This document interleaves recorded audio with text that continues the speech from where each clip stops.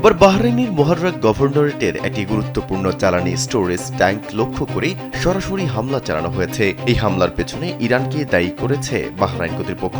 মধ্যপ্রাচ্যে ইরানকে কেন্দ্র করে চলমান তীব্র উত্তেজনার মধ্যেই এই অঞ্চলের বেশ কয়েকটি দেশের জ্বালানি স্থাপনা লক্ষ্য করে ধারাবাহিক হামলার মধ্যেই নতুন করে বাহরাইনি হামলার এই ঘটনা ঘটল। গত 28 ফেব্রুয়ারি ইরানে যুক্তরাষ্ট্র ইসরায়েল যৌথ সামরিক অভিযান শুরু হওয়ার পর থেকে সামুদ্রিক ও স্থলভিত্তিক তেল অবকাঠামোগুলোতে লক্ষ্যবস্তু হামলার ফলে বিশ্বব্যাপী জ্বালানি বাজার উল্লেখযোগ্যভাবে অস্থিতিশীল হয়ে পড়েছে। স্যান্ডেলিনা সো, রূপচর্চায় আভিজাত্য।